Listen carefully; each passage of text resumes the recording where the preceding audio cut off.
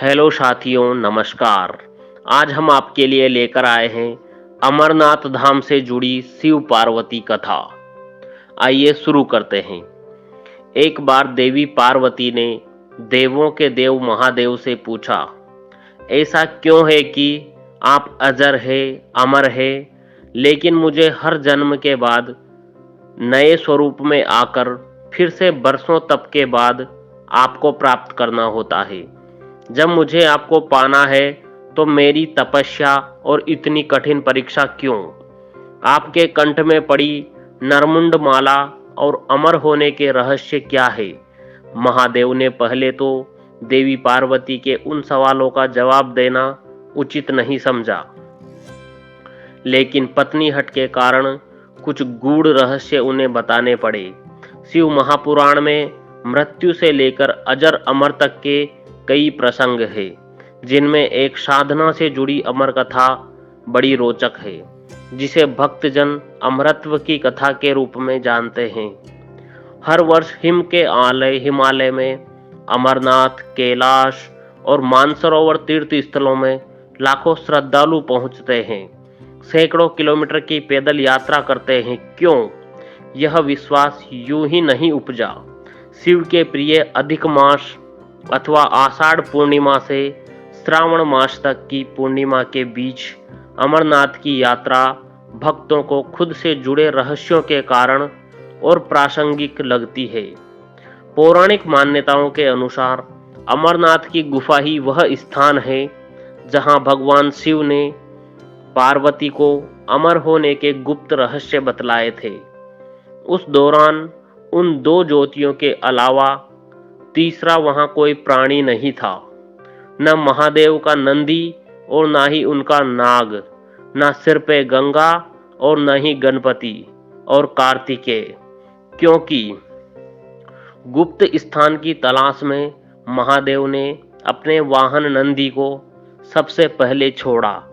नंदी जिस जगह पर छूटा उसे ही पहलगाम कहा जाने लगा। अमरनाथ यात्रा यहीं से शुरू होती है।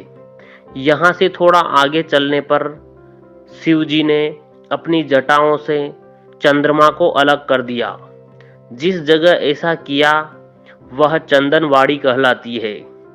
इसके बाद गंगा जी को पंचतरणी में और कंठाभूषण सर्पों को शेषनाग पर छोड़ दिया।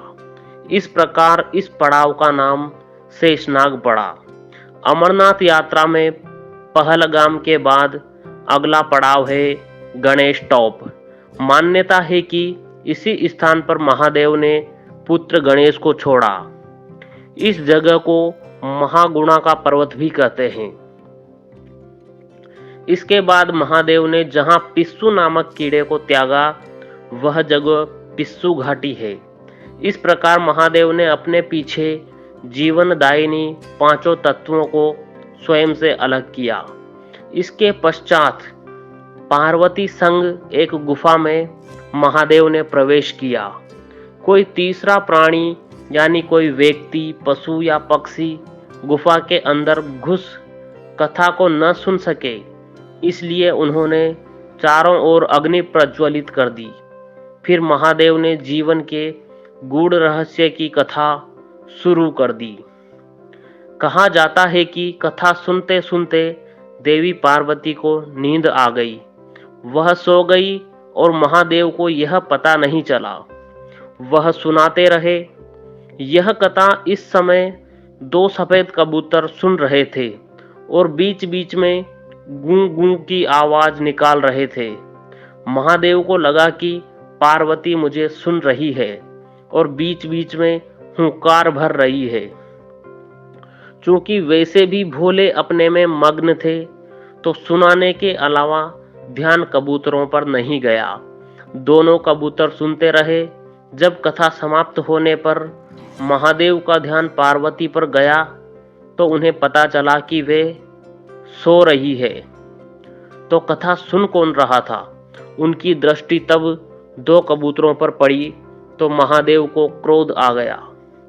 वहीं कबूतर का जोड़ा उनकी शरण में आ गया और बोला, भगवन, हमने आपसे अमर कथा सुनी है, यदि आप हमें मार देंगे तो यह कथा झूठी हो जाएगी, हमें पथ प्रदान करें।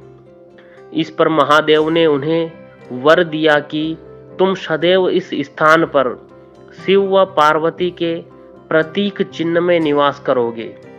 अंततः कबूतर का यह जोड़ा अमर हो गया और यह गुफा अमर कथा की साक्षी हो गई। इस तरह इस स्थान का नाम अमरनाथ पड़ा। मान्यता है कि आज भी इन दोनों कबूतरों के दर्शन भक्तों को होते हैं।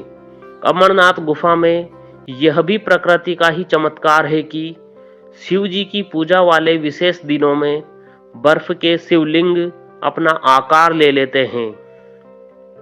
यहाँ मौजूद शिवलिंग किसी आश्चर्य से कम नहीं है। पवित्र गुफा में एक और मां पार्वती और श्री गणेश के भी अलग से बर्फ से निर्मित प्रतिरूपों के भी दर्शन किए जा सकते हैं। यह थी अमरनाथ से जुड़ी शिव पार्वती की कथा। ऐसी ही और रोचक कहानियां सुनने के लिए हमारे चैनल को सब्सक्राइब करना ना भूलें। धन्यवाद। जय माता दी।